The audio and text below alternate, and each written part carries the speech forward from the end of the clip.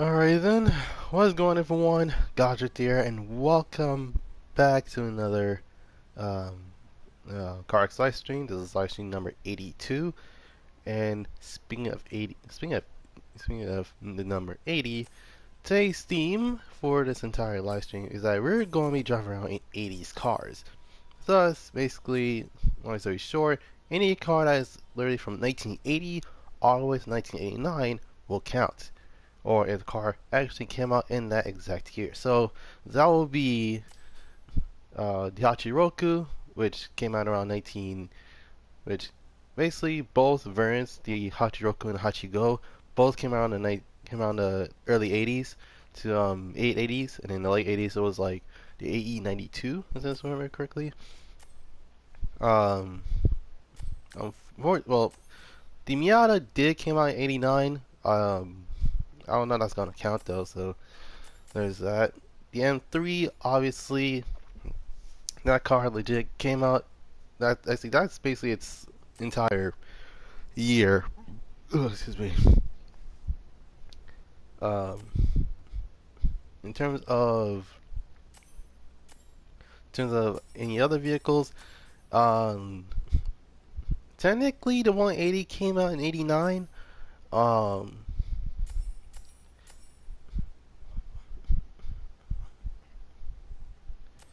the Black Fox, basically the SN, the Fox body came out in the '80s. I think it was like really early to like late '80s.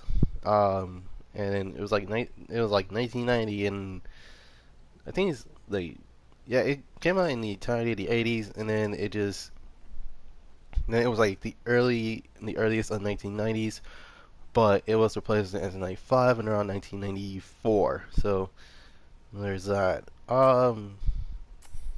Let's see what else is there.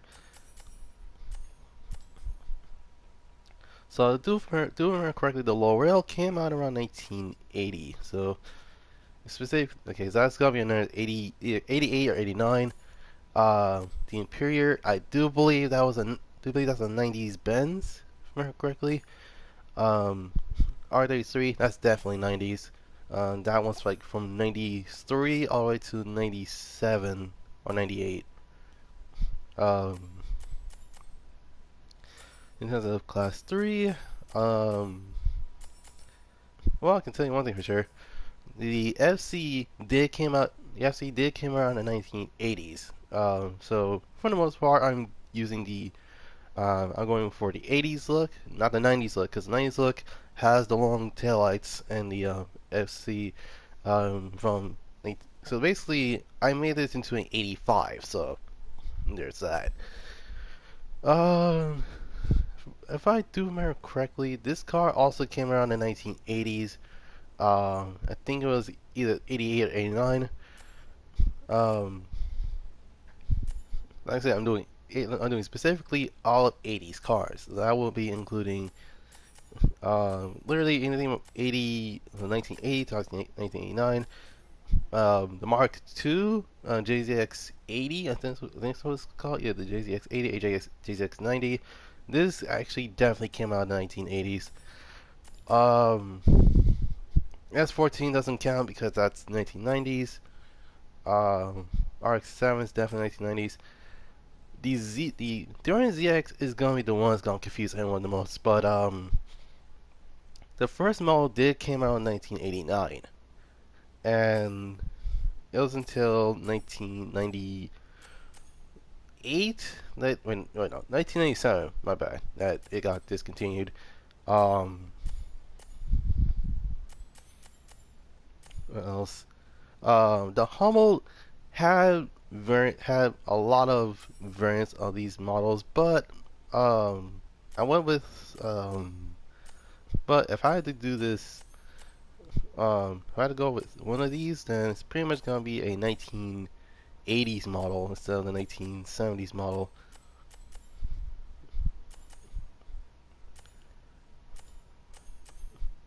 Because that is the 964, that's the 993, and around that time, that is still considered the 930. But unfortunately, the Homo's not gonna be used. The Last Prince, on the other hand, did came out in 1989. Um, let's see, the Bandit, that definitely looks 80s esque. So wait, no, 90s. My bad. I was like, wait, is it 80s or 90s? Um, and then in terms of Class 5, which is gonna be hard to get through because normally I'll go for look for 80s cars around these classes. So, excuse me. For new, let's get this 80s themed um 80s themed thing a try. So yeah. Obviously, um, we're going to. Oh my god, it's so cold. Anyways, we're going to Springstone because it has been a while since I actually drifted Springstone.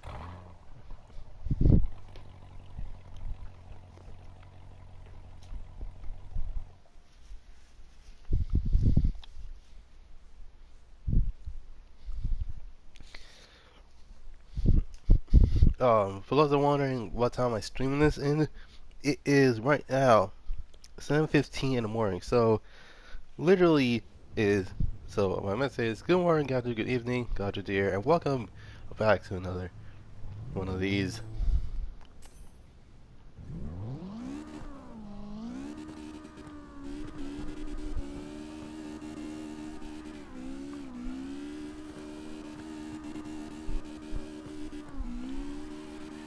Okay.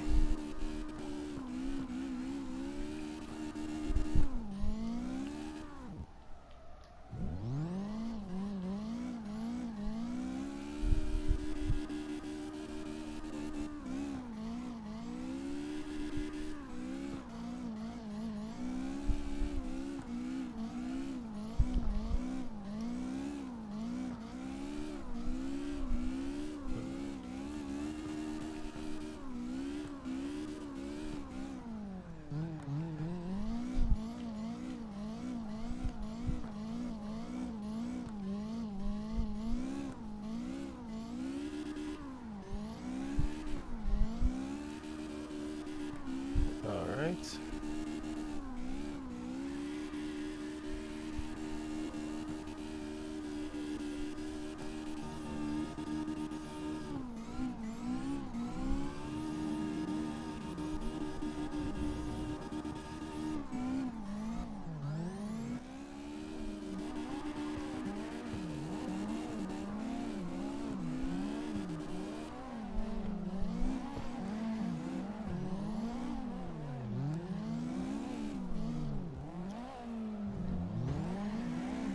Oh my god. Okay.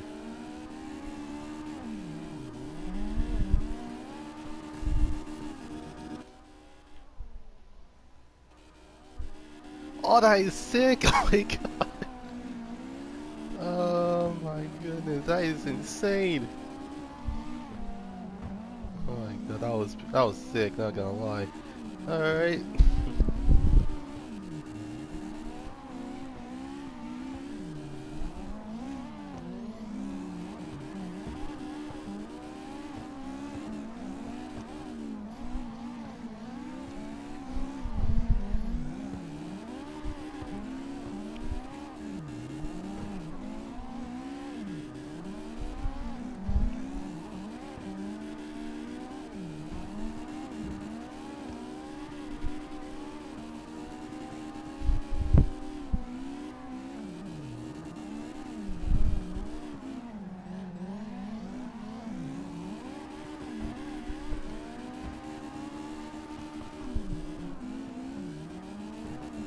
Oh Jesus. Okay.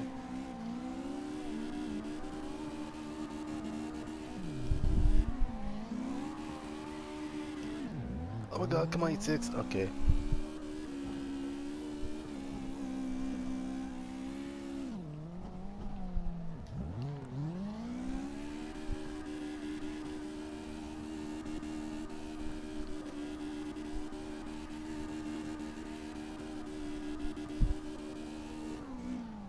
I must catch up to that 180.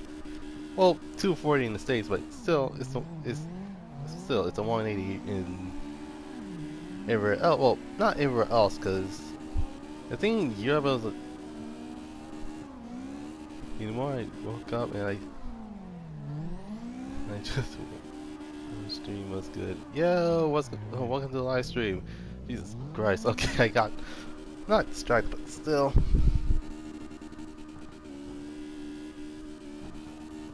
Oh my god. That was some good mess, dude. Like, that is insane.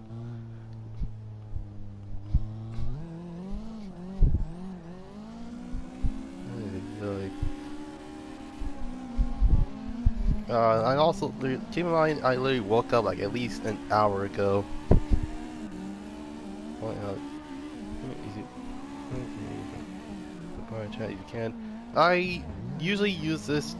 I usually use I usually use this party for commentary, so that's usually another thing. And not to mention, I usually talk about, also talk about my topics with this one. So, um, yeah, this here's basically that.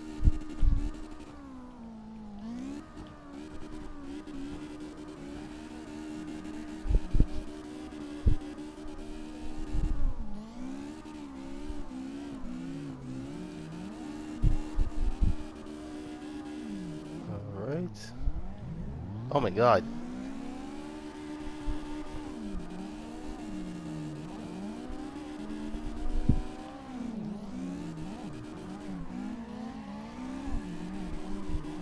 Slide A6, slide A6, slide. Oh my God.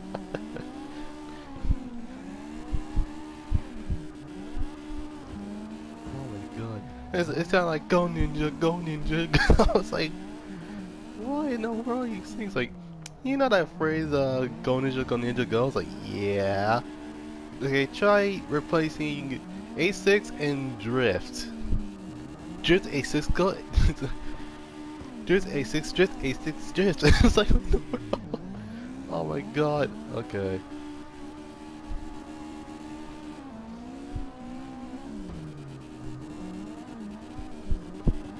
Alright.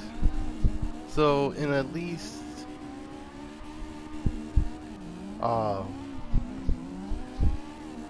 let's see, when the left side hits 30 minutes, I probably will talk about the first today's recent cliche. Then the next 30 it will be vehicle history, and last turn at least.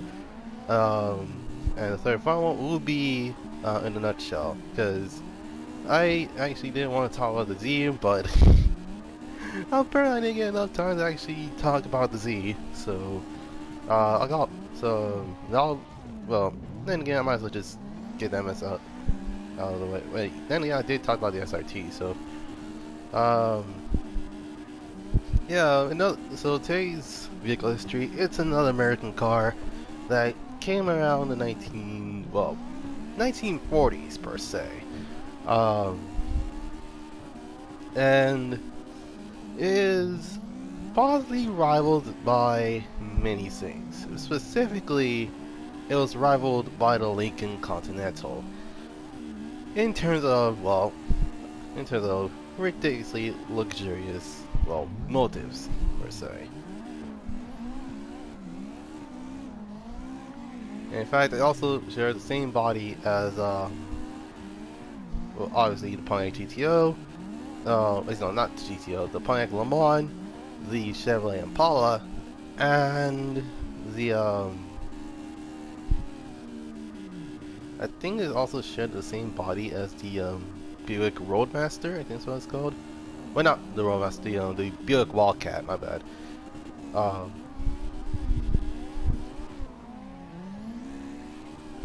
And that car spanned from 1940 all the way, and I mean all the way, to the 1990s. That is going to be your hints of what I'm going to be talking about in the next hour or so. Oh jeez.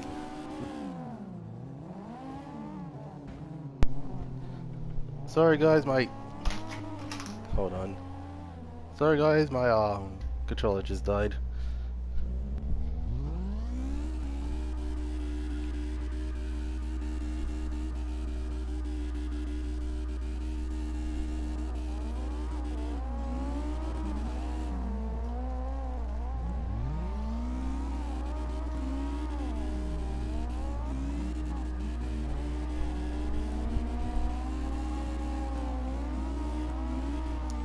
What the? Oh wow. Okay.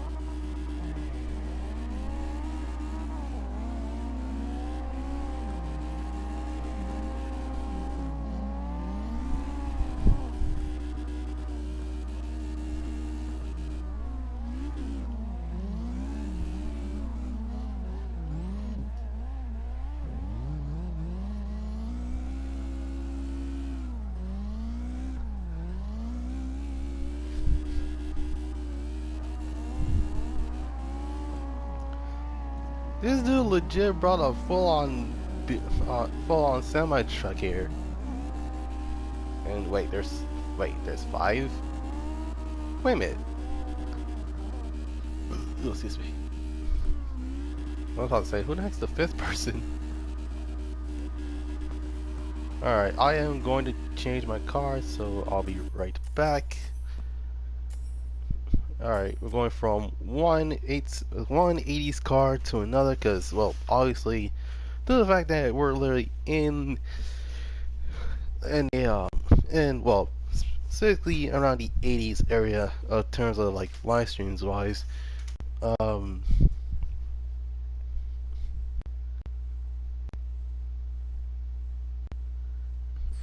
ay, ay, ay.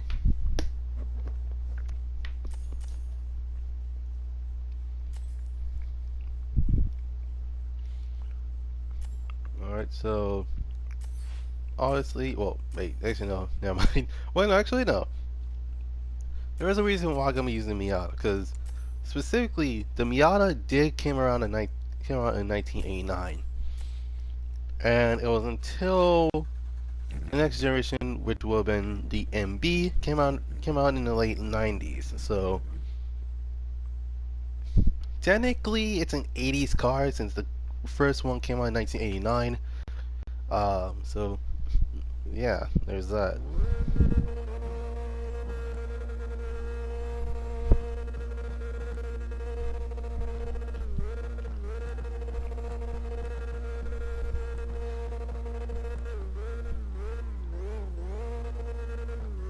Oh man, this car is gonna be tough to drift.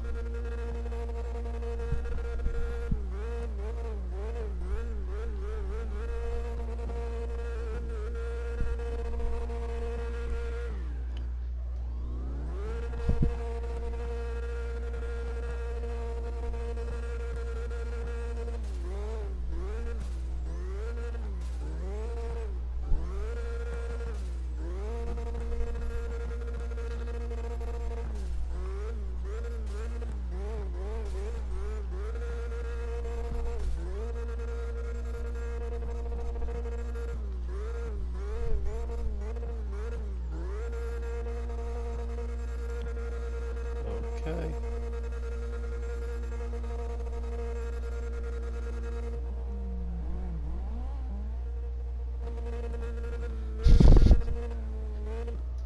Boom! All of a sudden, it's like, what the heck? Hey, hey.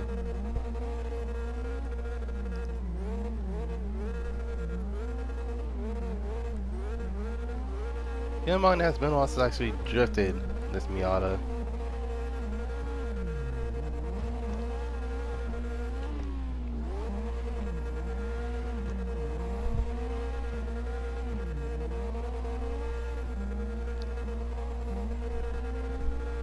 Okay, yeah, I need to change to another vehicle because this car's not working for me. Uh,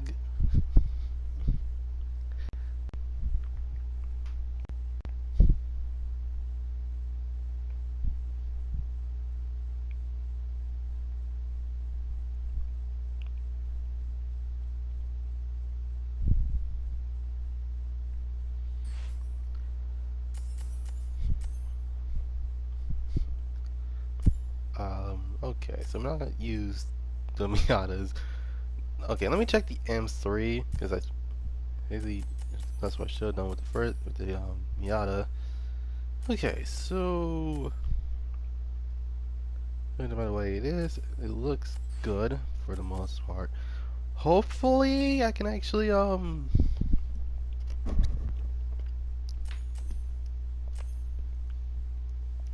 hopefully that mess still works.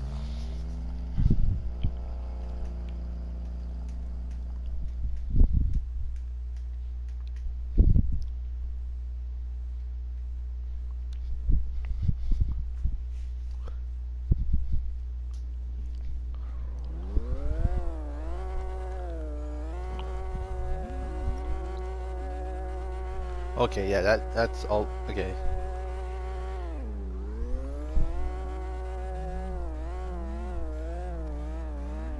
Okay, I know. Okay, this is probably the saddest thing. I was able to drift I was able to drift a 8.6 in this, but I can't drift a Miata. Something's wrong.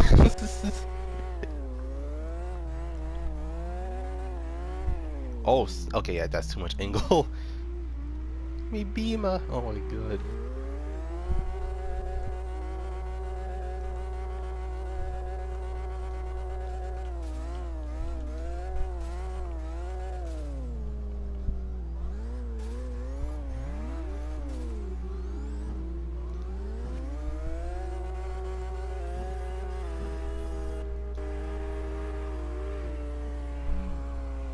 Oh my god. Okay. I had too much angle on that one. Okay.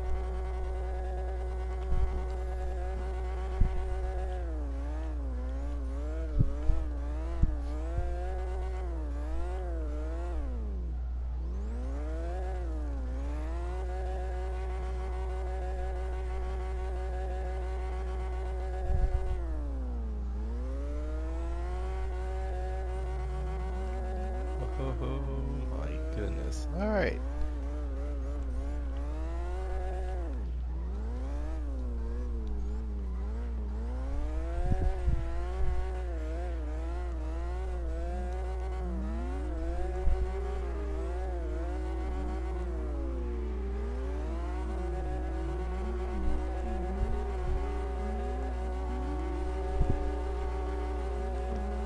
Oh my god. Okay.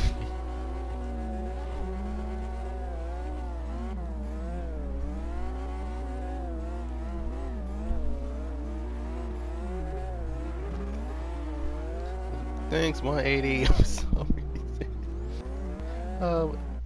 Um. Son of a gun. Hold on. Hold on.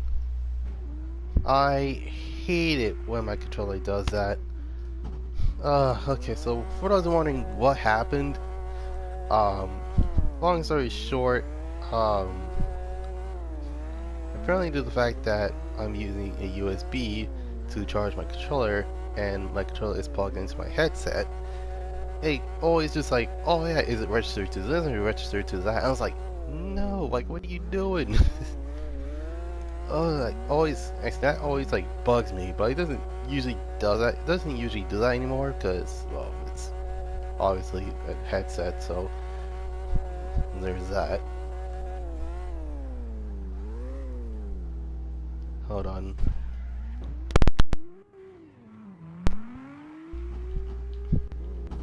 All right.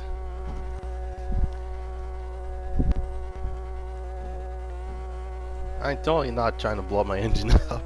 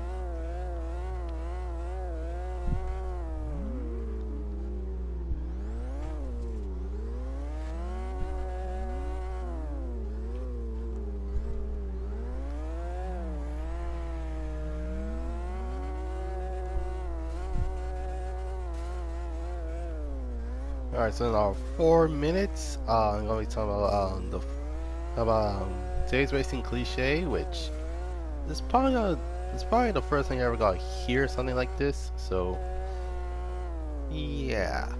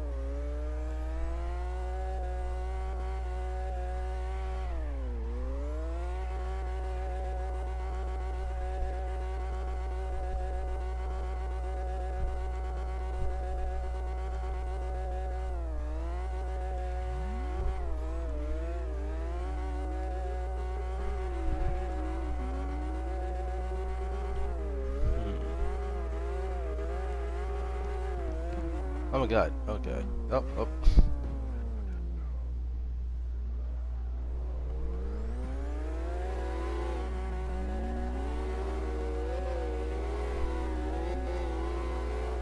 Oh, this dude's in a Z, so sorry, don't worry. Just try your best not to be too close. Like I know, like, oh yeah, I'm gonna put tire marks on your door type of thing is a thing, but in terms of this game, like tapping someone, literally just either gets them out of their line or there's literally just like leads them to a wall for some reason. What the? What do you mean it doesn't turn? You just made it to a drag car. That's probably the only reason why. Oh my goodness. This needs to be all over again. Oh yeah, you should put drift parts behind drag tires. You're sure going to drift. It's like I don't think these people don't know how drifting works. Like what in the world? There's no lag?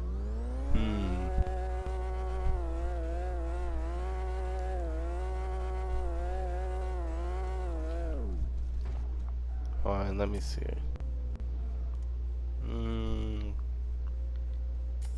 Okay, so everyone's ping is good, so there's that.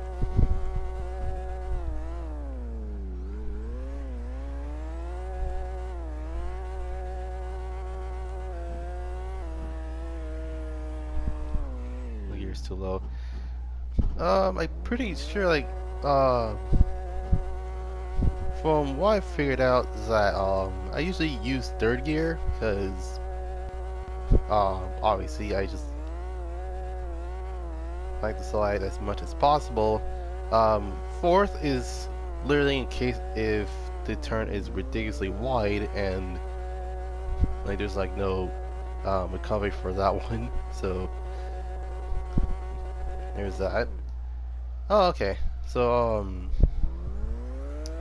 alright, so time to talk about today's racing cliche.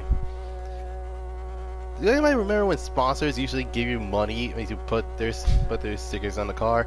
Well, video games used to actually do that, and in form of literally sponsors, as in we're talking like real life. Don't change cars. Okay. So long story short, sponsors in racing games usually followed the two primary examples. Either they're cosmetically there or they're authentically there. So literally, for example, let's say that you wanted to let's say that you wanted to get Bride as a sponsor. You actually get their seats. The same goes with AM, and he's like, okay, let me see if I can get AM. Let's see if I can get sponsored by AM so I can actually get their parts, and you got their parts. That's usually their thing.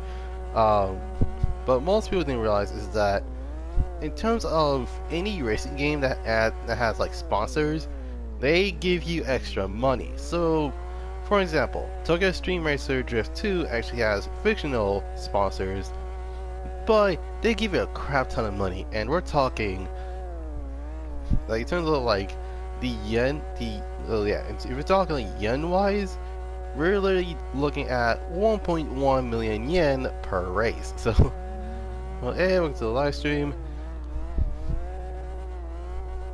Oh god. Alright, I'm used to driving around the Beamer. Okay.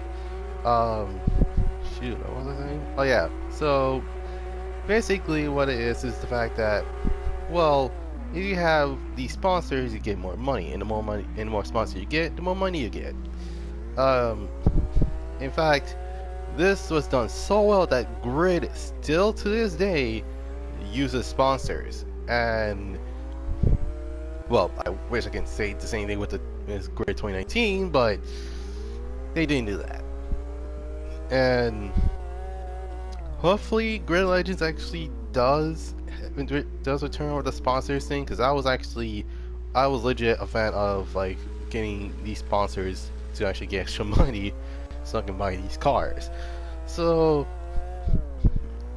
yeah, more than likely you probably have like, okay, let's say that you have these certain parts, and the parts you have are branded. They probably will add in. Keep in mind, this is around the time when you can actually have you have to like, if you pick the part for the brand that you had, and hold on, but I keep hearing that static and stuff, but yeah, nonetheless, it's really cool how they actually do that for like real sponsors. And then it's like, okay, let's see here. Like in terms of juiced case, like the moment you pick a brand and you stick it to your car, that brand's logo is gonna be on the car. So literally, that's like your sponsor. You know, hey, welcome to the live stream. Oh my god. Okay.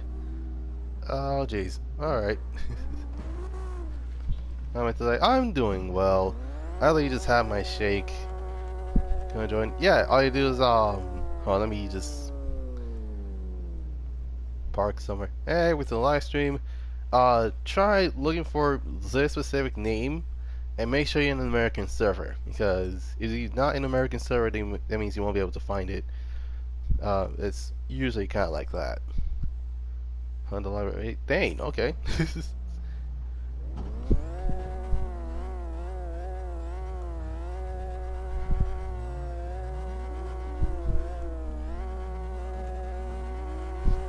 What was I saying? Oh yeah. So there are pros and cons of actually having sponsors in racing games.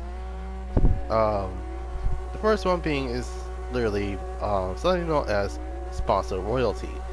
Let's say, for example, that you have Toyo Tire and Falcon tires in the same game, and you wanted to add Nexon to the game as well, but they had to have like certain royalty. So, like for example, like they can't have Pirelli or another tire company to be in there. It's like, okay, so that's Japanese. That's, I think Nexon is American, and it's like, okay, let's say they have Pirelli, and they're like, okay, but you can't have another like an entire tire company. So it's like, okay, there's that.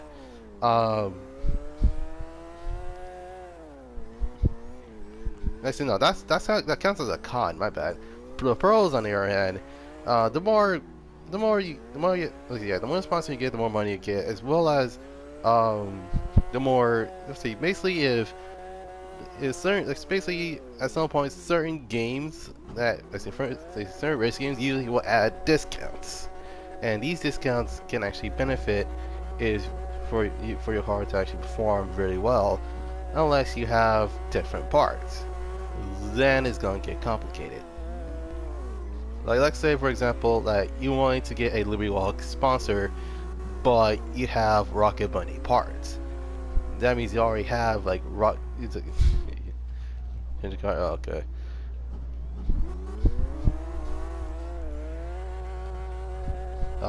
But yeah, the cons is, like I said, is the sponsor loyalty, and not to mention certain brands in certain games are going to get really, they're basically getting harder to actually get to. So like for example, you got, for example, Living Walk. They may be in racing, they may be in a lot of racing games, but some of the cars that some of the cars that Living Walk had used their bike kits for are not in the game. For example, Need to Be Heat in 2019. So yeah, in 2019, the BRZ actually has a Living Walk kit now, which actually not gonna lie, it's pretty cool. Like it's a little bit different from like your average Rocket Bunny or K-Mash or Virus kit. Unfortunately, Need to Be Heat they don't have that, which is I was like, those sons of guns. Like, what in the world? Oh my god. And yeah, it's one of those things where it's like, okay, having a sponsor is not bad, but if you don't have like certain parts, then it's not gonna be pretty. And the other thing is, I do remember correctly, Raze was also absent in the rest of the Need for Speed games for some reason.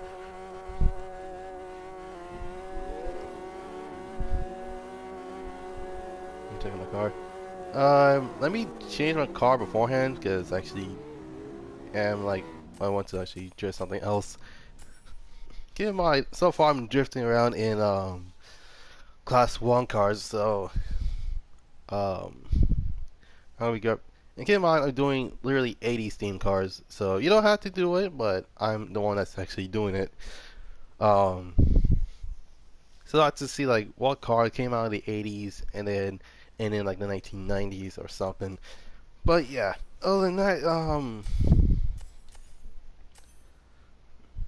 alright, so next we got my dress comp vehicle, which is this. Hmm.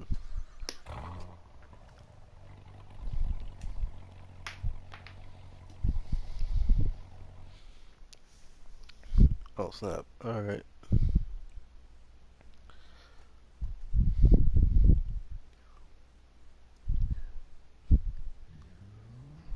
746. All right.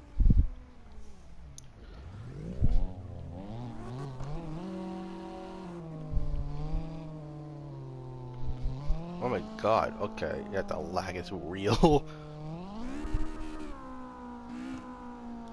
Alright, so I'm gonna be parking. Is it gonna be look at the if I can park somewhere that's sorry, Hawkeye. Actually, they need more bike kits with the Hawkeye. They need blah blah even the bug eye even. Like what in the world? Or I can actually just alright, so I'm gonna park right here. Hmm.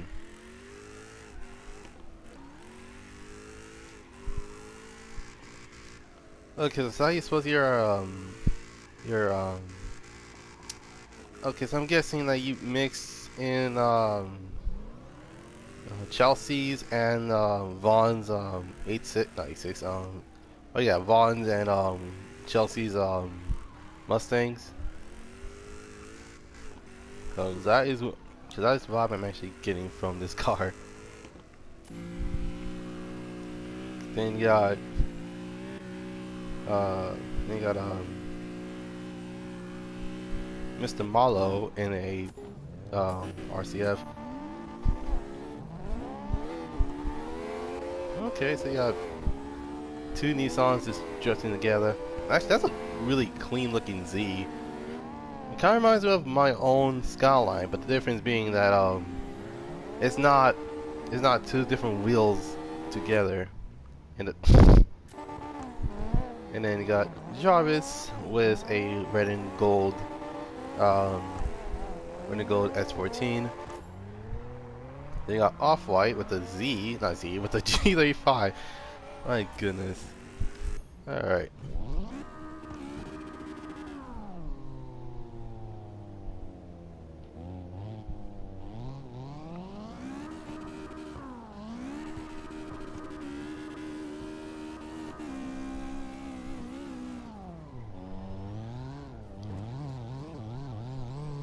The heck was that? It was like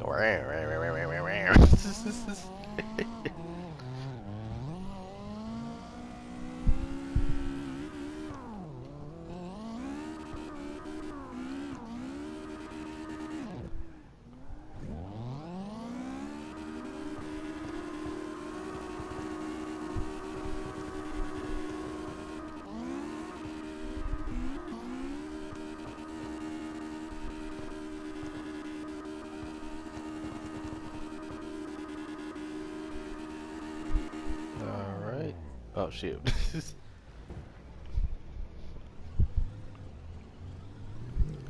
Alright, so for those that want someone want to be talking about in terms of today's vehicle history, here's your hints. Alright.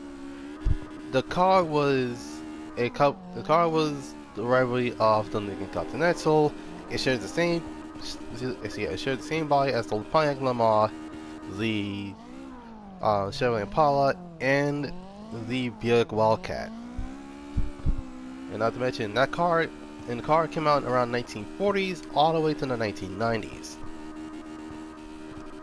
So those are your three hints on what car it could be.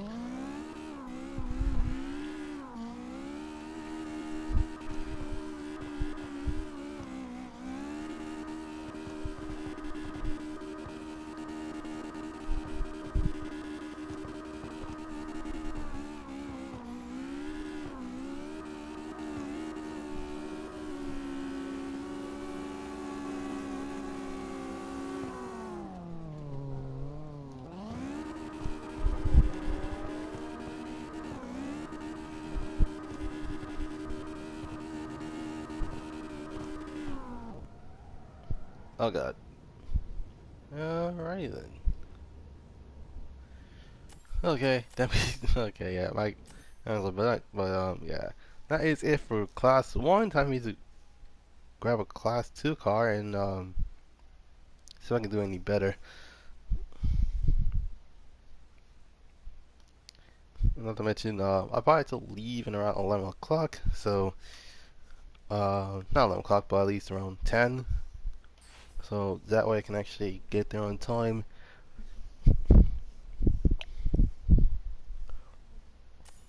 Alright.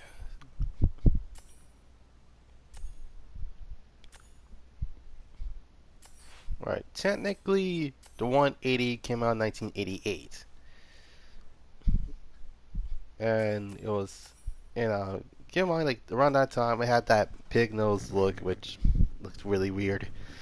Um,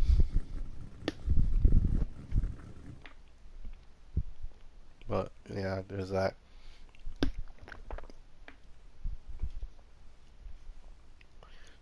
And here's the thing about it. And around that time, in the US market, people thought that only girls gonna buy this car. Freaking nope. It's just this zombie as the equivalent. Yeah, it's like, what the, for real? Change the time of day. I don't know why you guys want to dress at night. I mean, in all seriousness, um,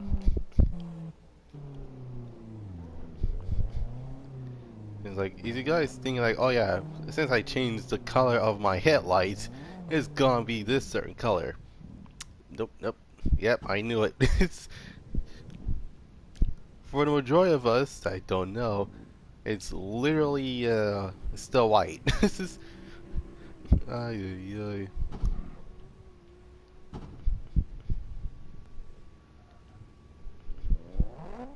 Oh nope.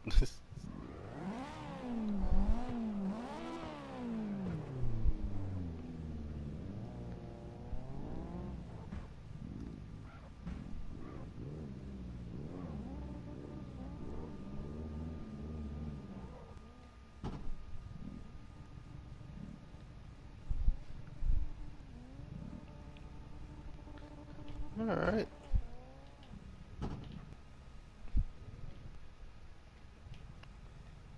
Hold on. There we go.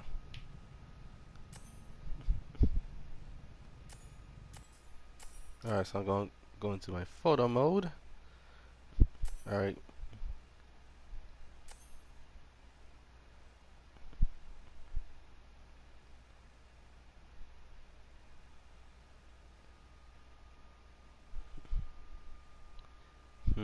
Alright. It's like, behold, my Itasha car. My god. Oh my god. It's literally a Nissan made up. Well, difference being that there are, okay, keep in mind that technically in Japan, the G35 was known as a Skyline. And then, yeah, it was a fairly Z, and then, even though it's still considered to be a 180, in Europe and anywhere else, it's a 200SX, but in the US, it was a 240SX. So, yeah, instead of SR20 got a K24.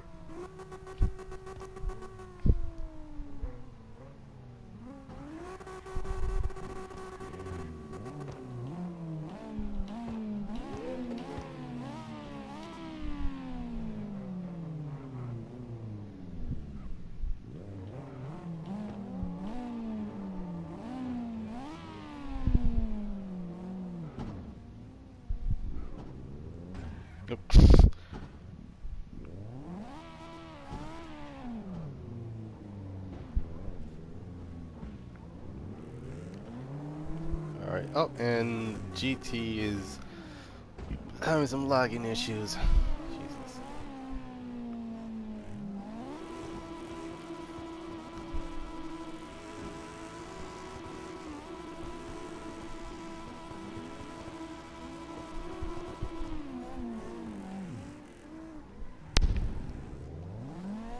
Oh, great.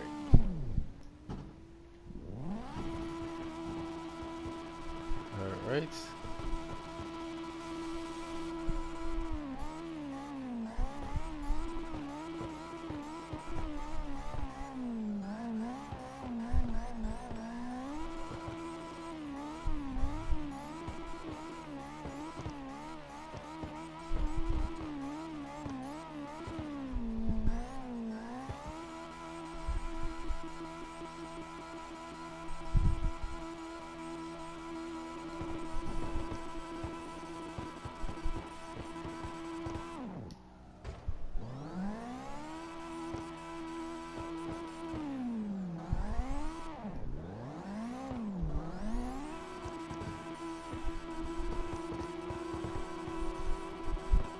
Well, unfortunately for me, I can't see Jack at night like we know. Jesus Christ, it's like wearing. Well, actually, not though. I always keep doing that. Long story short, I always wear a pair of sunglasses. Like, I wear my sunglasses at night. Oh my god.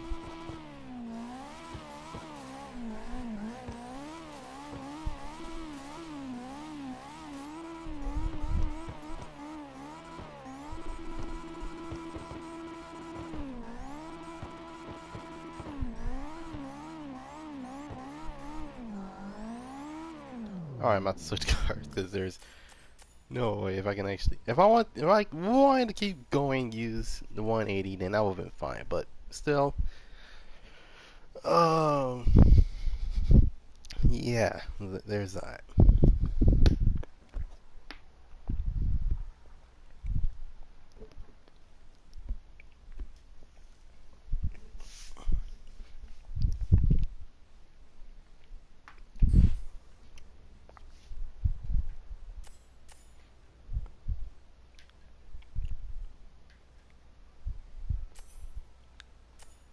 Hmm.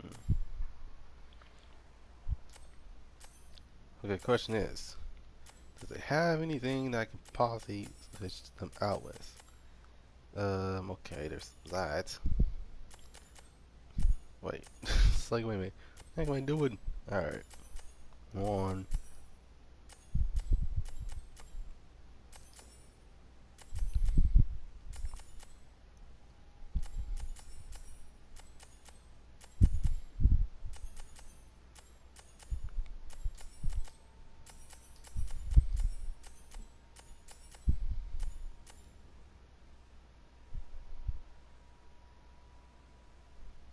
Hold on. Okay, there we go.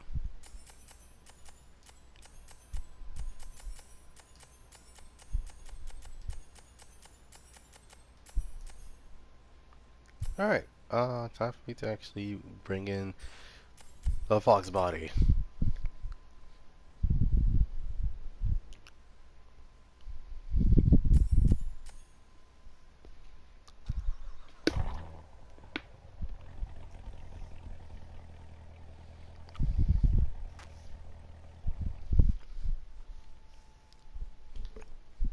I've got now at night because someone wanted at night, which aka the majority of us cannot see at night.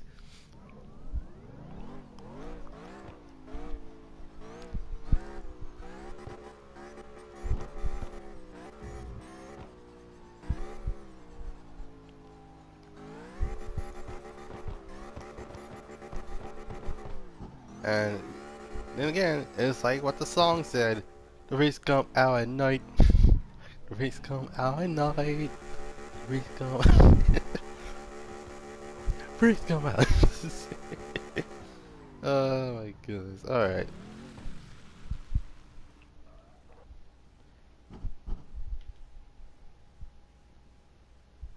Okay, need to.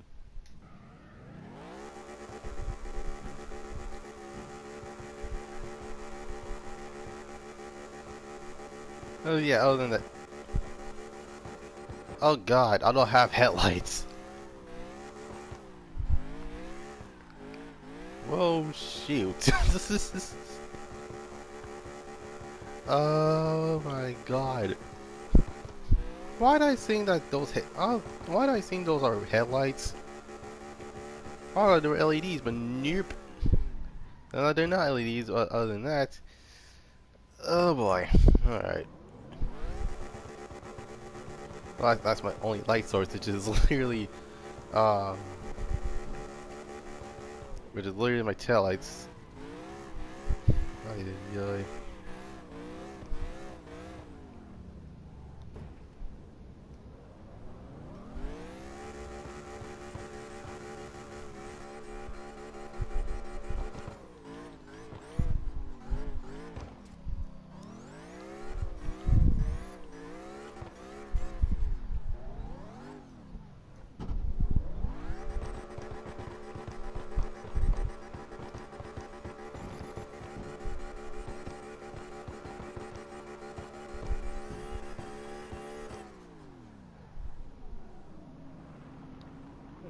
Okay. Alright.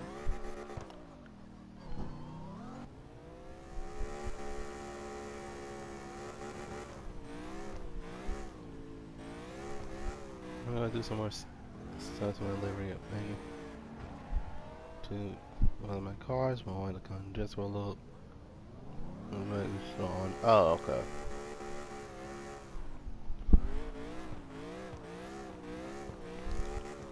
Okay, before I do anything else, let me pursue a different car that actually has headlights. Because for some reason I'm like, what the heck? Like, why I can't even see? I can't see Jack. It's like, oh wait a minute. Oh my god. All right. Yep. That's basically a thing.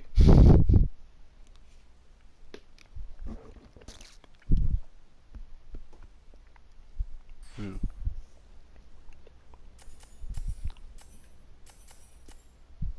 Okay. Let me check the other vehicles. Hmm.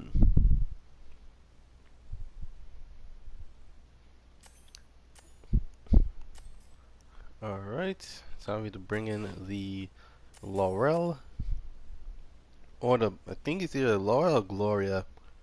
But then again, we do have these in the U.S. as Infinity Q25s. Is that what they're called? Yeah, Q25s, and yeah, it was interesting to say the least. Um, and it's kind of fortunate the fact that someone legit just wanted to make this nighttime because I don't know, they feel like, oh yeah, let's drift at night. That's totally a good idea.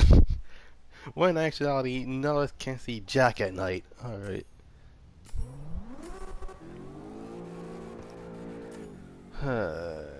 Alright. Yeah, actually, hold on. Change the time of day because I do not feel like drifting around at night. Well, seriously, that's that bull. Like, what in the world? Ay,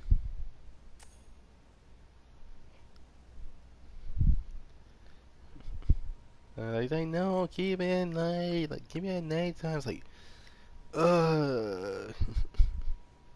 Yeah, sorry, I didn't see you. Oh, no. See, this is what I mean. I mean, keep in mind that this, like, keep in mind it's late night. Okay, there you go. Alright, so right after that, we're going to be changing maps. So for the most part, we are going to be going to a different map than John's going to change the map. He's going to be changing it to, okay, yeah, we're probably going to East Toge. So Air Watch. Oh, Volcadon progress. Oh, okay. Alright, so you have to wait for a little bit.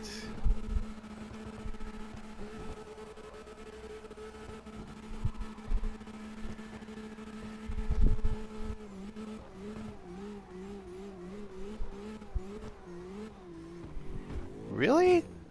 I mean, I've been to Red Rock more times than I can count, but okay.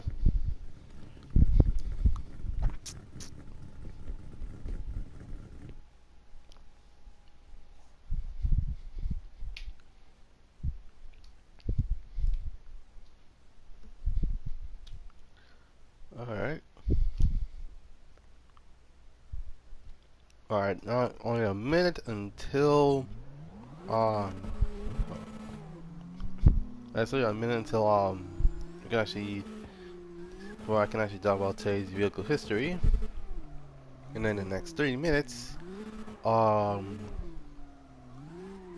gonna be talking about today's in a nutshell, which is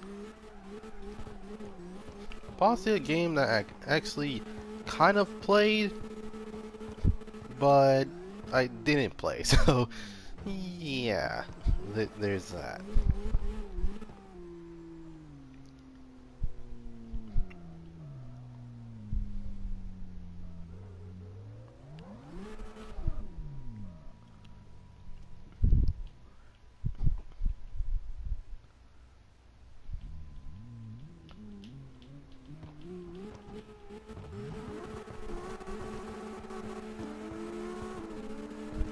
Alright, now today's vehicle history, you're gonna be taking a look at the car that actually started all the luxurious car market for the American brand. Well, second American brand due to the fact that Dodge kind of well, Chrysler kind of was, and there's also Buick, and then there's also Lincoln, but that's beside the point. Um, Today we're gonna be taking a look at the luxury brands. We're gonna look at Cadillac's flagship car that started around the 1940s all the way to the 1990s, the Cadillac Coupe de Ville. So, no, Coupe de Ville, not just any Coupe de Ville, but the DeVille brand, can't speak today, the DeVille nameplate in general. So literally, the DeVille model specifically. So, let's get started. So the first Coupe de Ville, well, both sedan and Coupe de Ville came around in 1940s, and there were a rebranded variant of the Chevrolet Sport Deluxe coupes and the Sport Deluxe sedan. And long story short, these cars are they're literally pretty luxurious for what they were around back in the 1940s. And keep in mind, this was like right after World War II, which it's like, okay, they're probably gonna need something that they can actually go for. So they go for something like a American branded they would go for a Lincoln, a Cadillac, a Chrysler, or a Buick. So literally it was four of these models. And in terms of their now keep in mind um now keep in mind around, around the same time the Bel Air was actually getting their full attention to the fact that the vehicle itself is pretty spacious for what it was. Now, in terms of the 1950s, nothing changed. The only difference being is that the that there's now a new variant of I'm going to get off topic over here, but the Eldorado actually came out in the 1950s with another newer variant of it known as the Eldorado Seville, which is their smaller variant of the DeVille. And with that out of the way, in around the 1960s, the DeVilles were getting more variants. So more than likely, if I mention the four-door, you probably would think sedan DeVille. You're probably right. But if I'm talking about like a two-door, that'll probably have been the Coupe DeVille, which you're probably right. But the difference between those two is the fact that obviously one of them is longer than the other.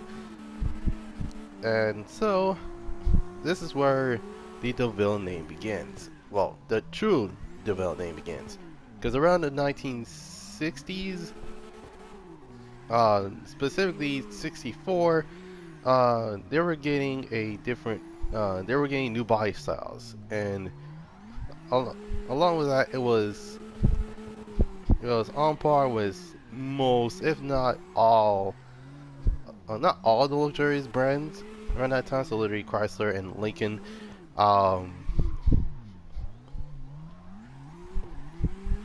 But yeah, it turns out that Lincoln's Continental was ridiculously luxurious and has a special gimmick, which unfortunately the DeVille doesn't have.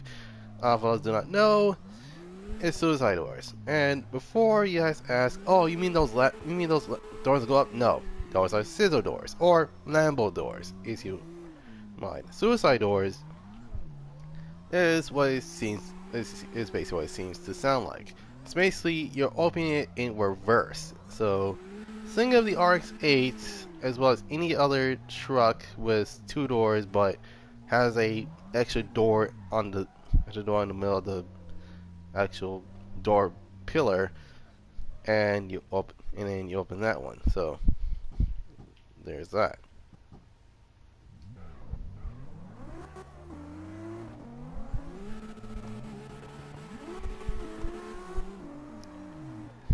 Alright,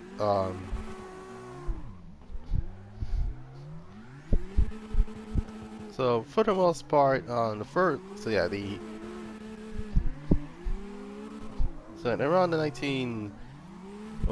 late 60s, these cars were getting much more luxurious, and well, basically that's also where long story short, the 60s was pretty cool until the 70s showed up. And by 70s, I meant the full-on gas crisis happened. And for those who do not know, the gas crisis happened around the mid-70s. And no one actually wants to buy, no one doesn't want gas-guzzling V8s in their garages anymore, so thus they prefer anything that can actually save gas, and not to mention it was pretty subpar, to say the least.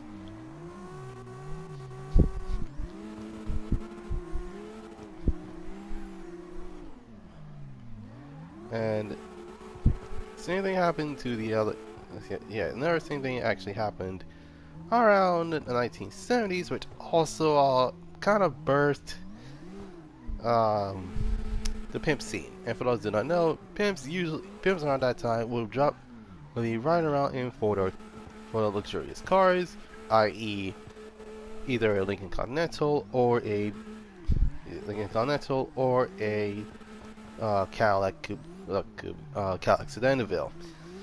And yeah, long story short, you can probably tell which ones is which due to the fact that their cars are brightly colored, have basically some sort of animal print on the car, and they have white walls, which that was a common thing around cars back then.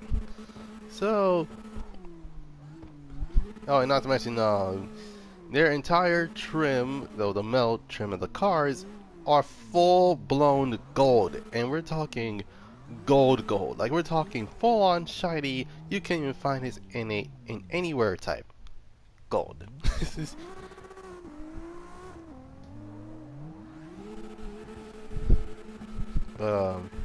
yeah. Long story short, it's kind of like that.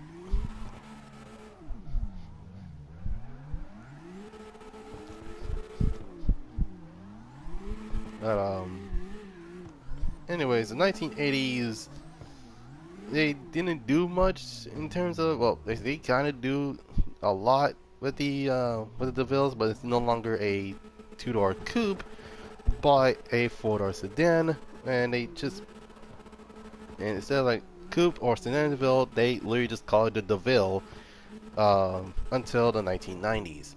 And not to mention, along with some modern changes to it, it actually got a smaller engine. Um, but there is a spiritual successor to um to the DeVille, aka the Cadillac STS. Now, for those who do not know, the STS was supposed to be called a Coupe DeVille, but it didn't last as long. And it came with two variants of the engine that it has. You can also get it with a V8 or a V6. Um, but right now, STSs actually are going for really cheap prices. Or long story short,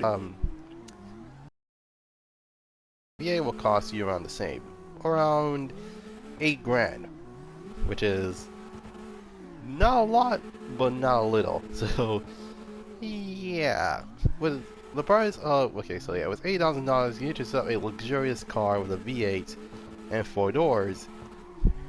And even though they're gonna call it a grandpa's car, if you supercharge it, and um, actually supercharge it and give it a manual, it's gonna fly. That's one thing for sure.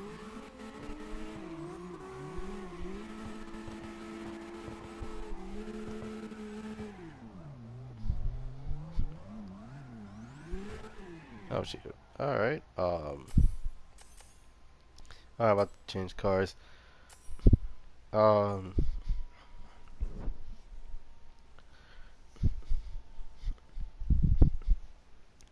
but in terms of car culture wise, the Cadillacs were kind of also turned to lowriders at some point, but the majority of the Cadillacs, specifically the coupe slash sedan DeVilles, have been converted to one of these what were they were called in Houston, Texas, slobs, or slow, loud, and banging cars. So yeah, long story short, they basically have something called elbows. They stick out as much as paint jobs were, and not to mention, if it had some sort of shoot, I can't forget what it was called. Um, Also, before doing anything else, nope, that's not what I want to do.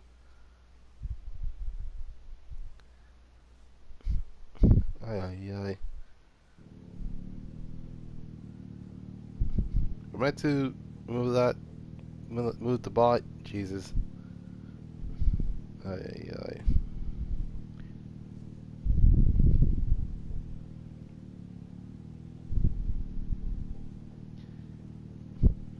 Alright.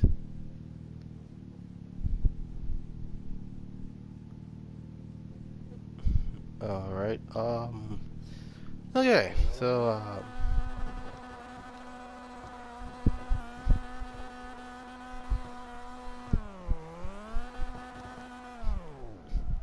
oh god.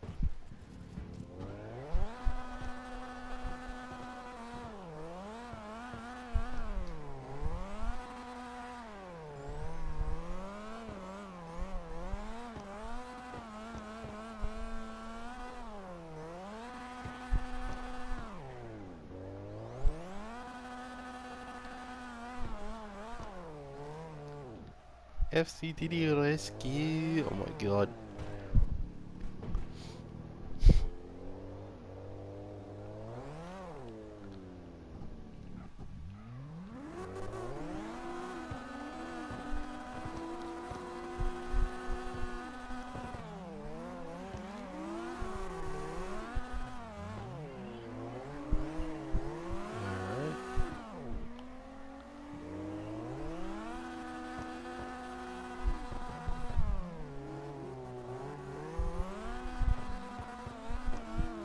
Um, yeah, not to mention, those, the DeVilles were also, um, yeah, they also were kind of donked at some point. Well, they were called high risers back then, but still, yeah, long story short, not only that this car was kind of popular in terms of luxurious, um, classic luxurious cars, but in terms of car culture rise, these cars were either turned to a lowrider, turned to a slob, or turned to a high riser. But there's one thing that you may not know: the DeVille name is still legendary till this day. In fact, many people, so actually some people, actually dreamed of owning one of these DeVilles, and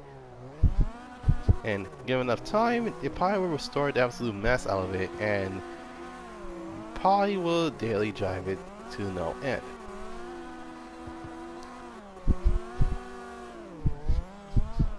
And speaking of another variant of the DeVille, the Seville was another vehicle that came around the same time as um, as the Eldorado, but in a year, in a year or two later, um, the Seville actually came its own brand. And the Seville is very literally a smaller variant of the DeVille. The only difference between that and the DeVille. Well, actually, no, that's not what I meant to say. The spiritual successor, yeah, successor. My bad, I can't speak today.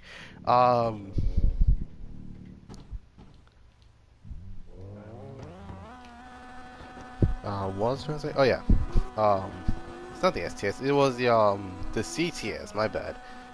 Specifically any sort of the CTS now it's called a CT5/CT4. Um, that may or may not be a spiritual successor to the Cadillac DeVille, and the Seville on the other hand and basically it's this very processor to the ATS, which is possibly one of the many variants of Cadillac. Alright, don't worry, you're fine.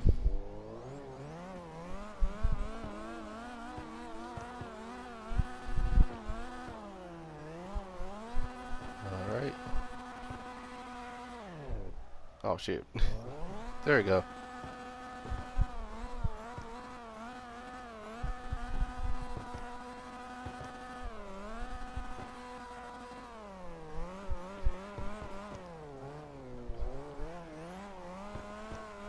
But yeah, there's not to mention the Seville was also it wasn't appeared as much as in the lower scene, but the slob scene Um, a lot of people actually own these Sevilles, and in fact, actually was nicknamed a slapback, which actually refers to a Seville. Let's see, I think it was, if I remember correctly, it was the 1980s Seville that has like this slant back look to it. So it's like basically it's called slant back. Um, yeah. Long story short, it was probably the most interesting out of them, and I don't believe it wasn't turned into a. I don't believe it was turned into a either lowrider nor um. Let's say it was like either or. Like, it didn't turn to a slot like a lowrider or a high riser. But it turns out a slob. Yeah, it turned they actually made that mess into a slob. Um, but yeah, that's basically it for the Cadillac Coupe de Ville, as well as a bit of history of the Seville. Um, so in at least a couple of minutes, um, let's go. So yeah, in like a couple of minutes, it's gonna be well, basically once it hits an hour 30, I'm gonna be talking about takes in a nutshell. Um, and I kid you not, um, it was probably one of the cars. Next one cars. Let's see, the cover car was the reason why I got into this game in the first place.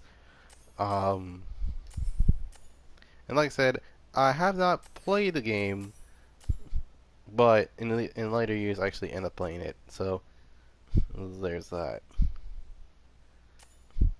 All right.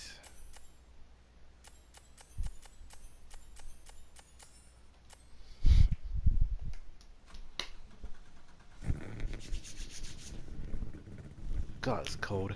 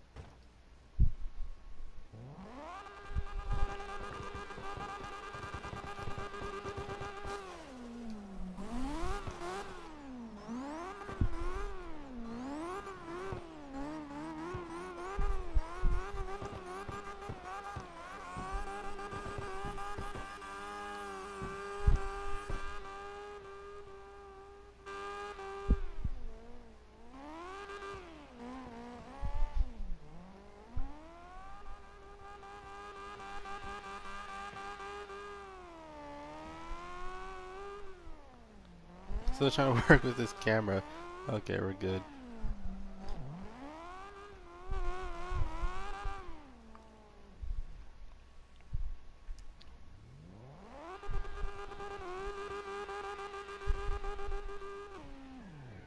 Oh shoot. Alright.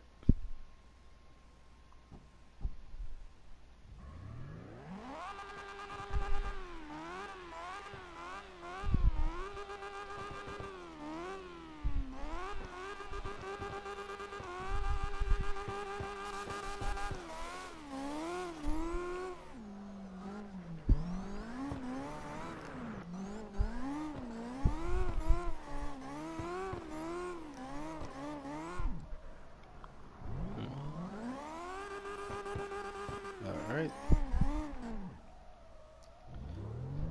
Ignoring the blue seats. Okay, I tried to make them look like sparkles.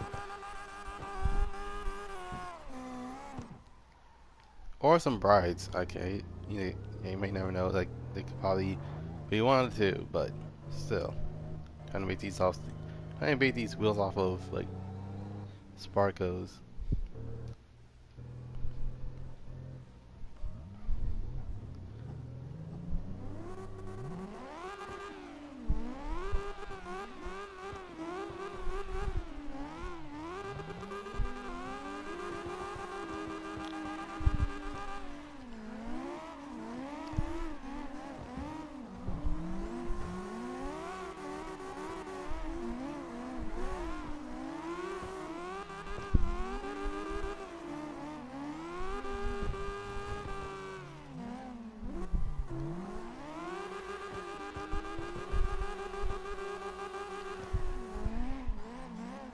Alright.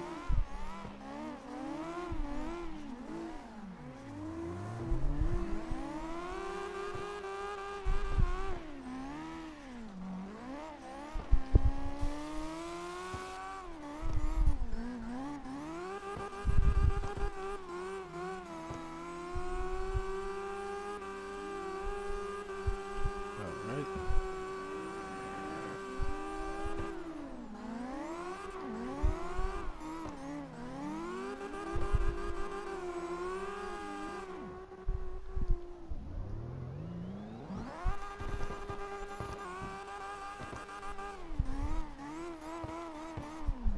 Oh jeez. Okay.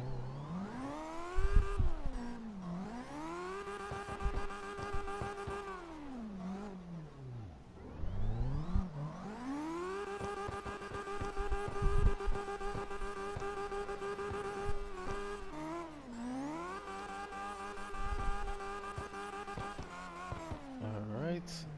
Oh god. Oh jeez. Oh man. Oh man. Oh jeez. Oh yeah. Oh my god.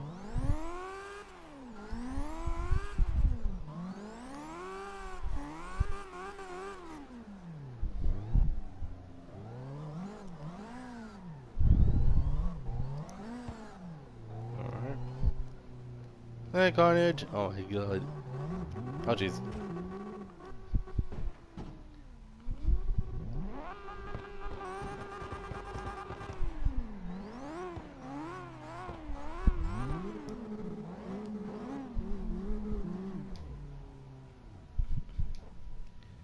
Alright.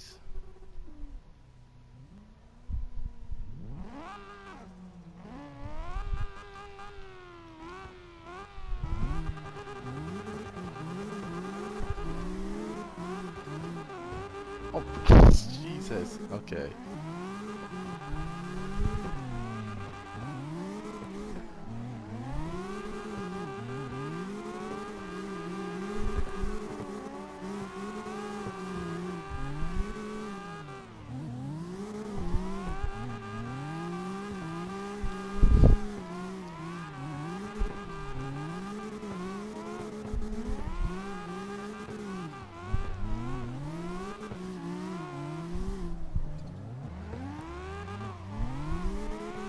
Oh god. What the? Okay, Blitzy, you don't have to reset every time you mess up. It's okay to mess up.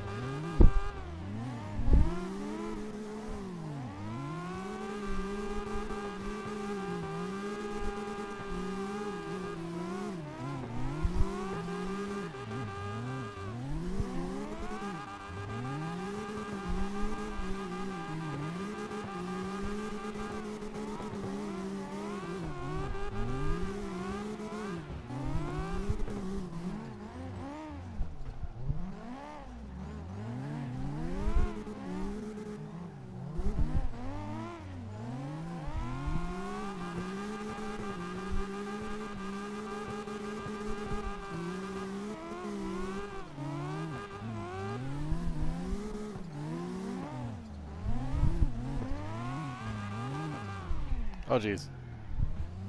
See? Even I make mistakes. Alright.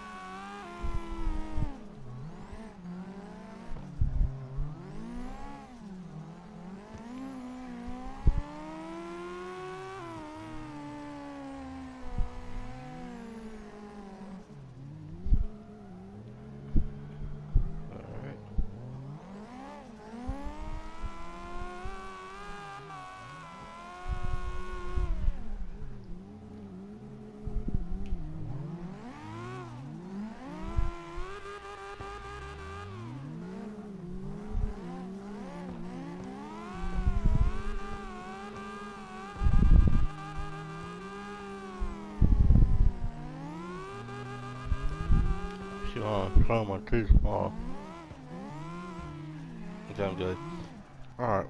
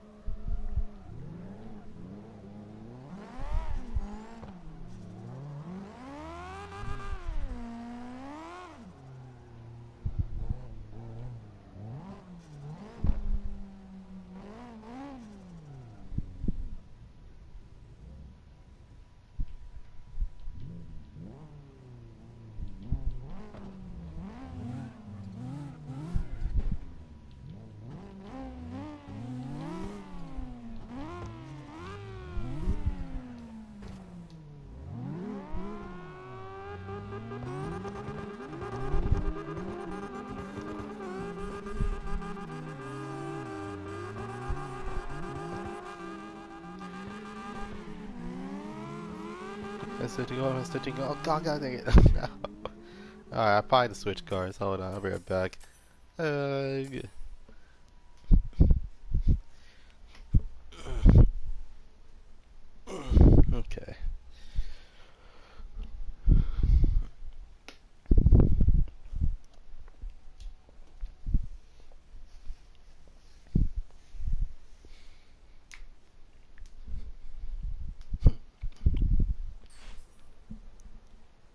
Actually, that's not bad.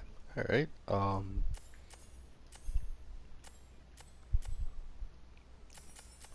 okay, what other 80s car I need to bring out? Okay, I do believe this is a JZX 80, so it's basically a 1980s variant. I can't remember. But,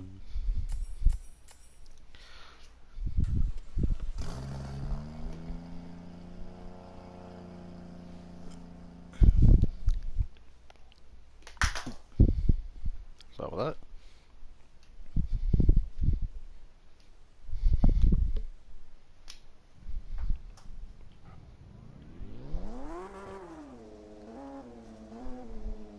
Okay, my VIP build. It's not just my VIP build. This is basically my only sound card I can actually drive around without the car screaming all over the place. Benz. Oh, that's how they're doing. Oh yeah, they're just coming back. Alright.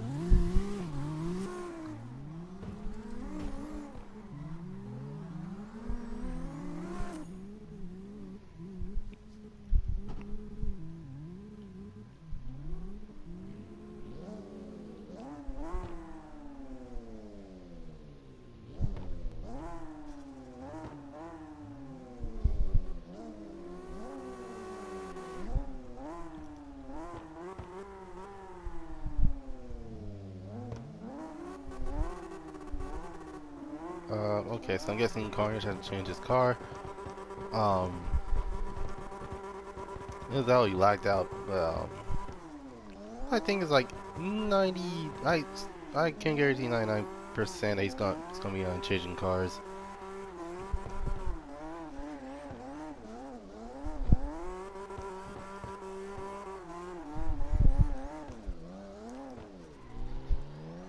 Wait, why was he going this way? Usually he is.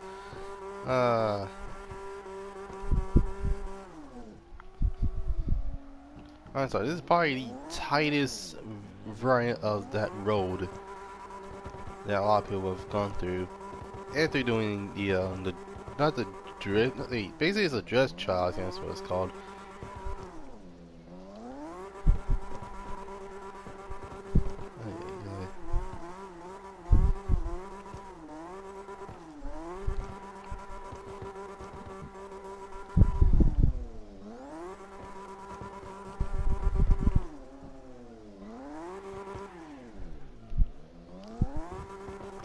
Okay, now I'm freaking lost. Where do you go?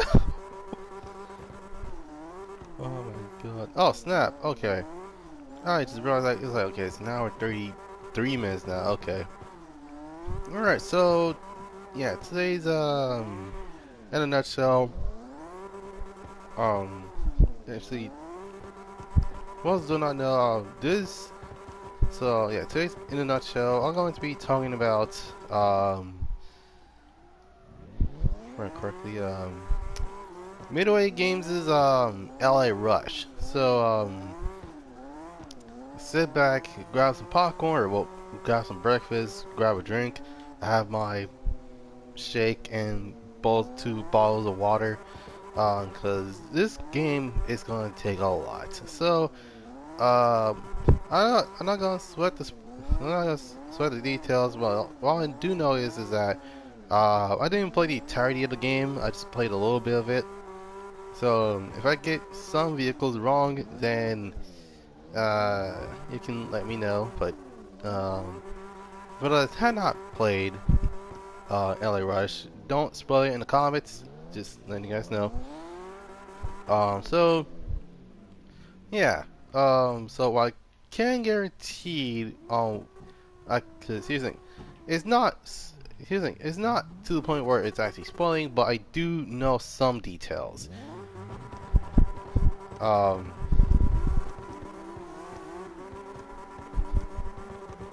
well, details such as cars getting stolen and they only left us in S14, which is actually not that bad of a first car, but still, nonetheless, it's in S14. What do you suggest? Um, but yeah. So in terms of gameplay, in terms of story-wise, I gotta give that mess. So yeah, story-wise, I do believe it's really good, and it actually has a motivation of actually gaining these cars, and actually had the car pimped out by West Coast West Coast Customs. Yes, WCC was a thing back in around the 2000s, and that's also the Pimp My Ride days. Um, And not to mention, there's always like, oh yeah, you want me to put a bathtub in your truck? It's like, nah, I'm good. I need less weight anyways. It's like, oh my god. But yeah, the story is pretty good. It has a lot of like character dialogue, and not to mention, it's like the interactions with the characters are pretty insane. Um, But throughout it all, it actually is cool. I'm going to give the story 8 out of 10. Map-wise, the map takes place in the entirety, I mean the entirety of Southern California, which, well done, I know it is, Bel Air, Los Angeles, Long Beach, Compton, Carson, Pasadena, and many others. Um,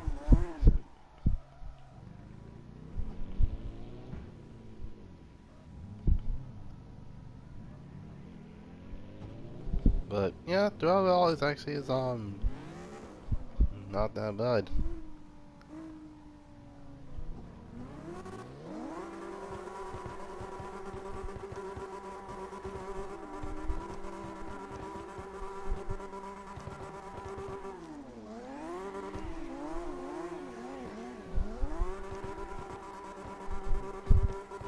Now, car selection wise, this actually is now it may be Americanized based, but there are some cool there are some cool cars in there. So things such as basically the older Impala, the um, last gen Impala, and the current Impala that were on that time was there.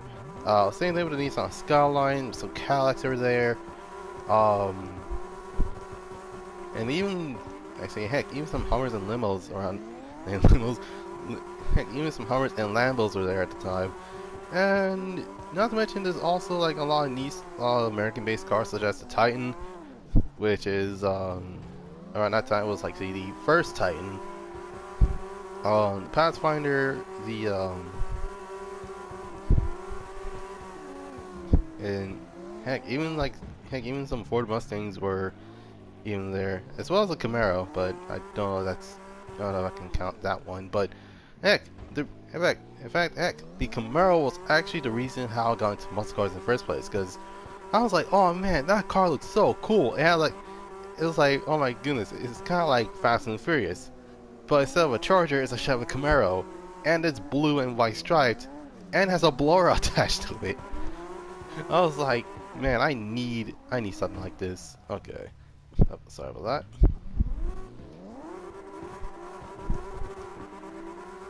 Alright, I'm also just switch cars because car ain't doing it.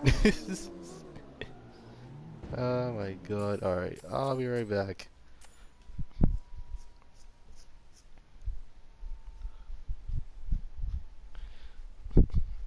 Okay, let me check and see um how many ace cards they have left, because um there actually is a lot of interesting things to it. So what was I say? Oh yeah. Um in terms of locations, 10 out of 10, because it was like legit based off of the real life variant of the southern part of California. And I think there's supposed to be some parts of Northern California, which is like not as much, but still there's plenty up there. Okay, let me see. So there's one, two, and that's about, yeah, only two cars left. Um, hmm.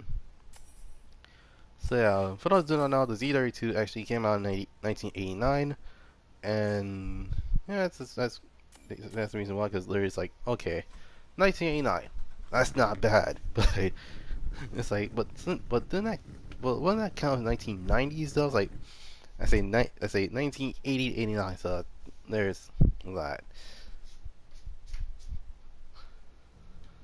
Alrighty then.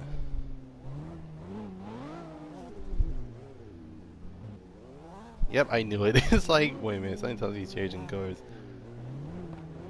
Grabbing the FD. Oh my god. That was so unnecessary. Oh, Jesus. I was like, that is so unnecessary. Oh god, okay.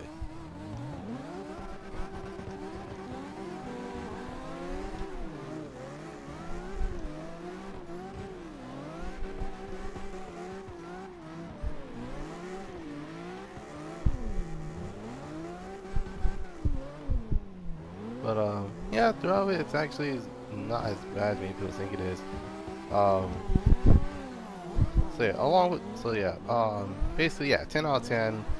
Probably the most realistic variant of California I've seen. Well, around that time, because around the PS3 era, Melco Los Angeles actually kind of beat it, but it didn't, because it only takes place in Los Angeles. Thus, Hollywood, Santa Monica, the Valleys, and South Central. So there's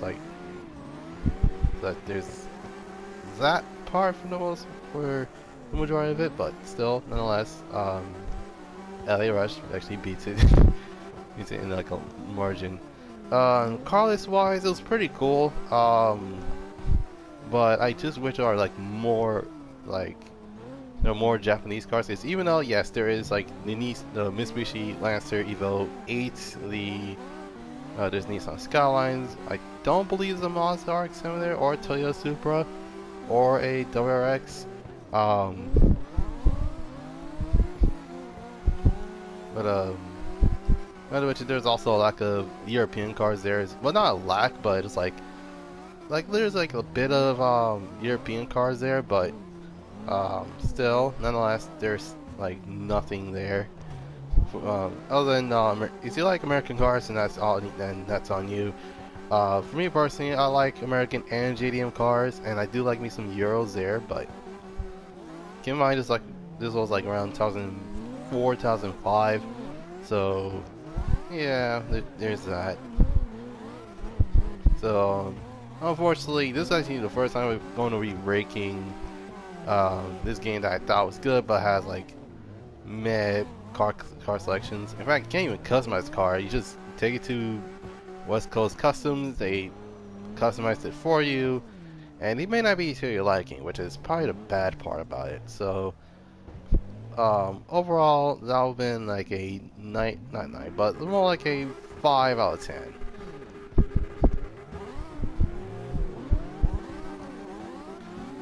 And last but not least, the gameplay wise, it's actually pretty solid for 2005. It's not fast paced like Midnight Club 3 or as cop heavy as Need for Speed Most Wanted or or um or like a fighting game based like Tokyo Simulator 3. LA Rush has its own charm, as in literally really um range from um rush hour to from rush hour to having going from one place to another, and to in fact from one part of the city, not one part of the city, one part of the state to another. It's like it's there. It's just that more or less it actually is not as many people think it is, but still, nonetheless, it is here to stay, and it's probably the most recognized, well, not just recognizable, but the most memorable. The most memorable game that I ever played. So yeah, gameplay is not that bad. There's also a lot of racing that you have to do, but the races do get harder, which I do like. Um, so yeah, throughout it all, it's a 7 out of 10. So basically, long story short, so due to the fact that the map is 10 out of 10, the story is 8 out of 10.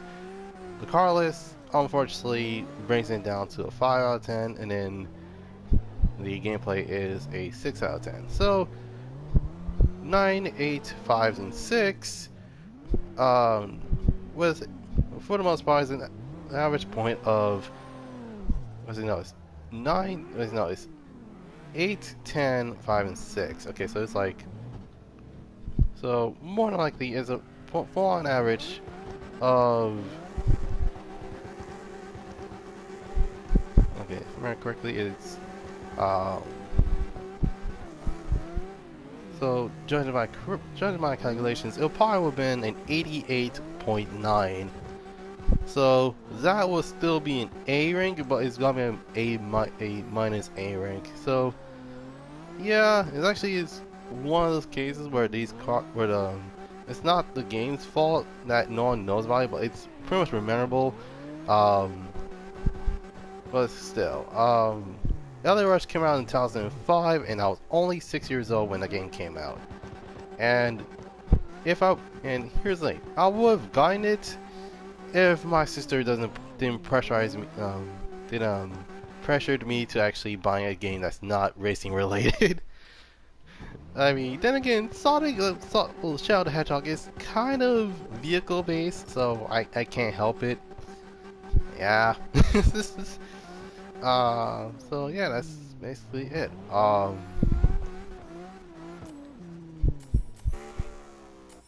Hmm. Wait. Oh, I was about to say, wait a minute. Is he PlayStation or Xbox? I was like, okay, that's what it was. Oh snap. Okay, I'll be right back. Actually, go and use the outhouse real quick. Oh boy.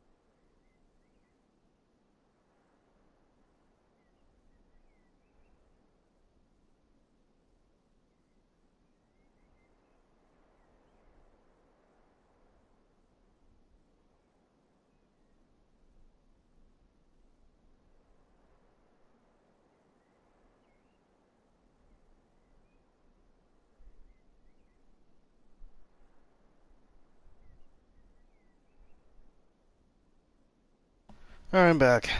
I'm going to switch into my final 1980s car because technically this car came out in 1989.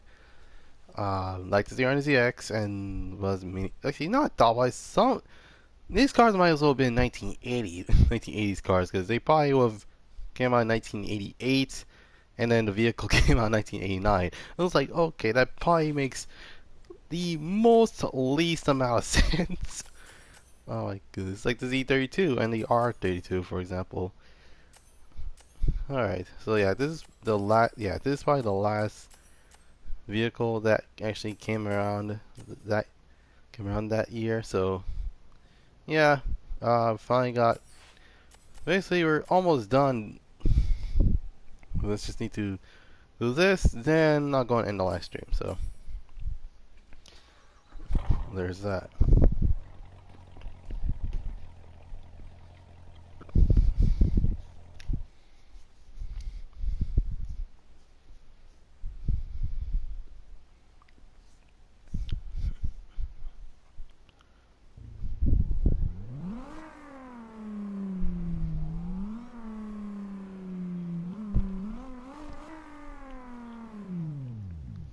All right.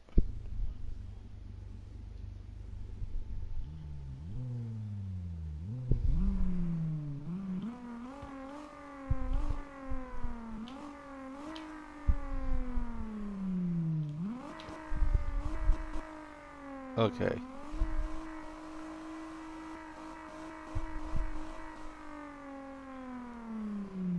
Okay, so it actually tops at 9,000 RPM. Speaking of which, oh, okay.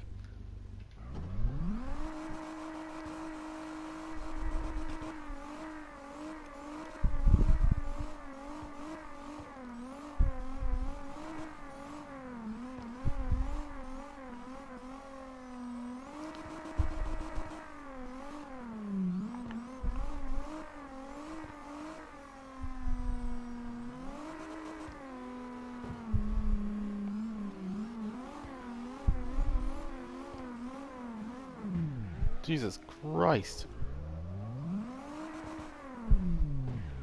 Oh my god. Alright.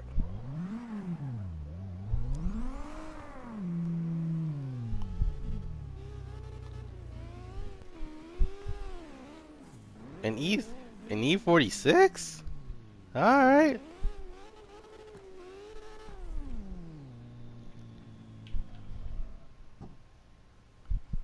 Okay, so it looks okay, so something tells me that you why is that based off of okay, I don't know if it's just me, but that looks like something out of a wait, did not actually that's a really good question. Did anyone actually use an E46 in Formula Drifts? Because I'm actually curious about that.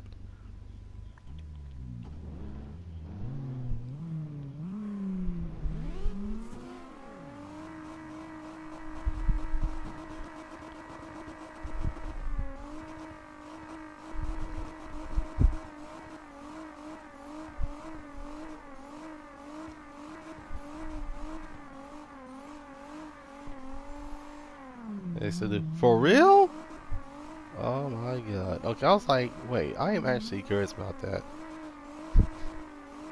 Because I think the last one I saw that oh jeez. Wait no. Okay, hold on. It's usually hold on. It's not that way, it's not that way, it's not that way. It's okay, there we go. I was like, wait, it's not that way, it's this way.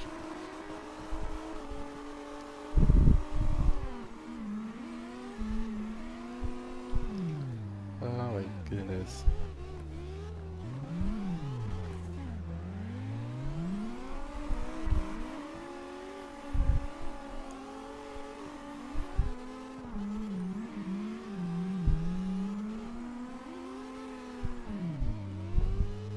Oh my god. Alright.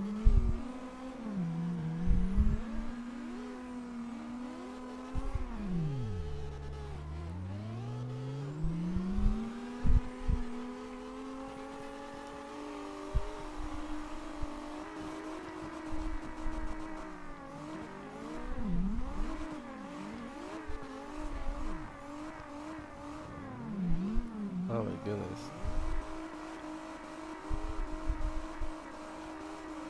see my where did he gaze maybe my oh my god. Uh-oh. Saved oh never mind. I was like, saved it. Never mind. Oh god.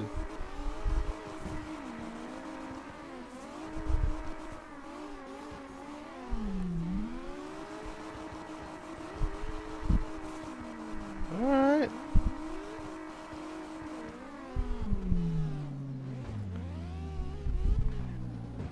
Okay, Jesus.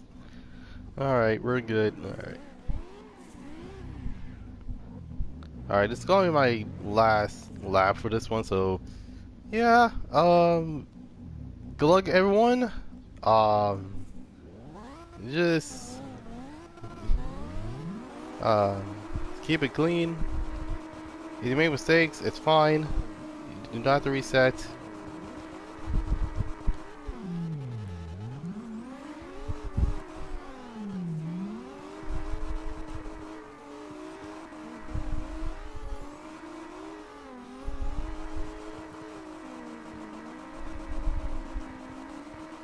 Okay, I do believe that Sting is AFK. Right.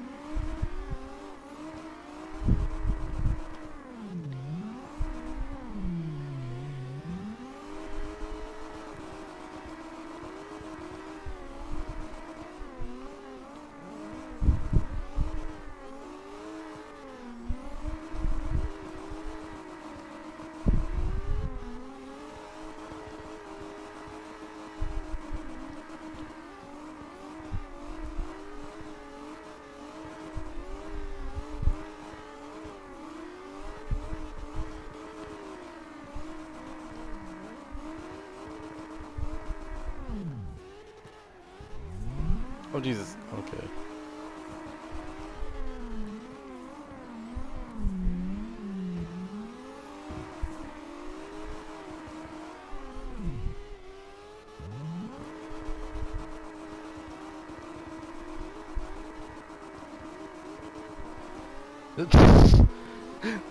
The RX only just waited until he came back around.